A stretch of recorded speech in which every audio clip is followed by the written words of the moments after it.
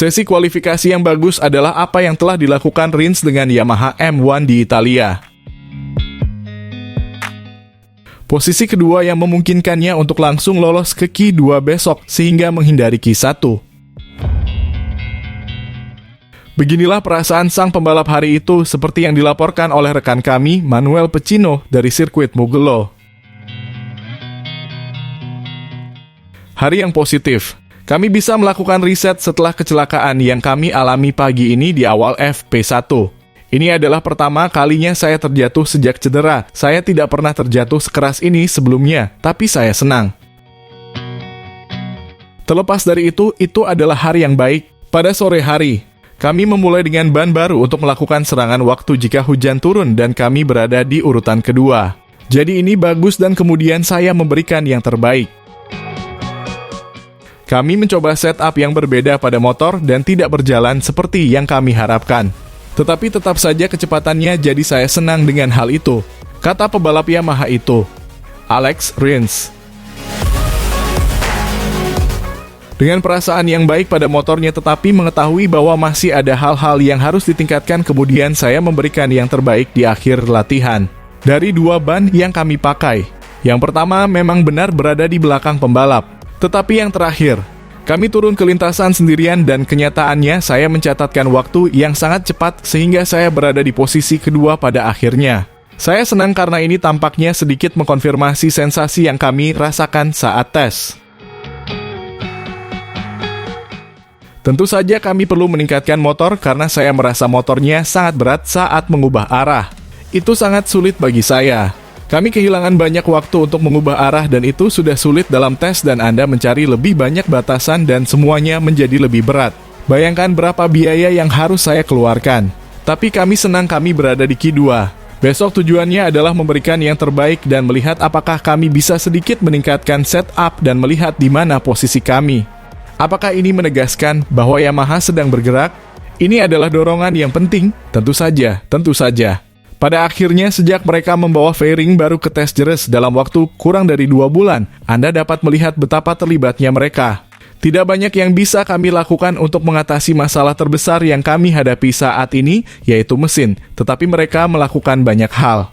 Kami sedang menguji banyak perangkat elektronik, dan dari situlah masalah dengan perangkat elektronik yang kami miliki di Montmello berasal. Hari ini kami keluar lagi dengan peta elektronik yang sedikit lebih baik dan kenyataannya adalah itu berjalan lebih baik. Kami semua melakukan 100% bagian kami. Apakah Anda merasa lebih baik bisa kembali ke posisi teratas di trek ini, di mana Anda mengalami kecelakaan? Sebenarnya hal itu tidak terlintas di benak saya. Pada akhirnya ini adalah trek yang saya sukai. Tahun lalu saya ingat saya langsung masuk ke Q2 juga. Saya berada di urutan ketiga dengan Honda. Ini adalah trek yang saya sukai, jadi saya harus memberikan yang terbaik. Dengan apa yang terjadi di pasar Ducati dan sebagainya, apakah ini adalah cara untuk mengatakan halo saya di sini? Ya, pada akhirnya, seperti yang saya katakan, setiap kali saya berada di atas motor, saya memberikan yang terbaik dan terkadang itu tidak sesuai dengan yang saya harapkan. Tetapi memang benar bahwa kami memberikan yang terbaik. Jujur saja dan tim tahu bahwa motornya tidak dalam kondisi 100%, jadi kami menderita. Itulah kenyataannya, pungkasnya.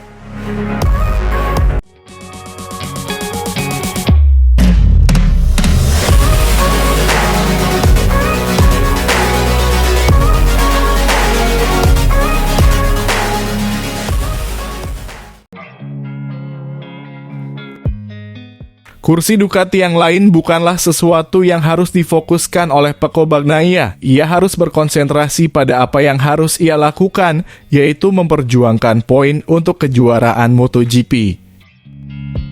Meski begitu, saat pers tidak ragu untuk menanyakan hal tersebut kepada pembalap Italia ini. Namun ia tidak ingin mengumbarnya dan tetap fokus pada apa yang harus ia fokuskan, yaitu bertarung melawan Jorge Martin dan Marc Marquez. Mereka tak memberitahu saya apapun, saya meminta untuk tidak tahu apa-apa, ungkap Bagnaia seperti yang dilansir GP1 dan DAZN. Meski hal tersebut tidak mengejutkan datang darinya. Pada akhirnya, karena saya ingin finish di depan semua orang, saya tak peduli. Satu-satunya hal yang saya katakan kepada tim adalah rider baru yang datang tidak harus merusak harmoni di dalam pit. Atmosfer di pit Ducati jelas penting. Ketika Anda menempatkan dua pembalap yang berjuang untuk memenangkan gelar di tim yang sama, Anda harus sangat pintar untuk bekerja sama. Yang terpenting adalah ketika Anda tiba dan mulai melakukan tes, Anda harus bekerja sama. Kemudian, selama musim, bertengkar adalah hal yang normal. Namun, Anda harus memiliki rasa hormat yang tinggi terhadap satu sama lain dan bekerja sama dengan baik. Hal-hal yang sudah diketahui semua orang, tetapi ketika Anda berjuang untuk tujuan yang sama, itu bisa berubah, kata pembalap asal Turin itu menekankan atmosfer yang baik. Seperti yang selalu ia lakukan, akhir pekan ini ia akan tiba di Mugello, balapan kandangnya. Saya menyukai akhir pekan ini bukan hanya karena treknya, tapi juga karena kami berada di Italia. Ducati bekerja dengan sangat baik di sini dan para penggemar membuat segalanya lebih ajaib. Berbicara tentang trek, ada pengereman yang keras dan tikungan yang panjang sangat cocok dengan gaya balap saya. Komentar pembalap tuan rumah yang akan membalap dengan bonus tambahan balapan di rumah sendiri. Mengetahui bahwa Pecco Bagnaia pernah mengalami kecelakaan di sprint saat memimpin, ia berniat untuk memastikan hal itu tidak terjadi lagi. Saya akan mempersiapkan diri seperti biasa. Masalahnya bukan karena saya lambat, lihat saja 3 balapan terakhir. Di Jerez saya bisa saja menang dan saya terjatuh karena bersenggolan. Di Le Mans saya mengalami masalah elektronik dan di Barcelona saya terjatuh saat unggul lebih dari setengah detik. Potensinya ada, tapi saya butuh sedikit keberuntungan, ujarnya.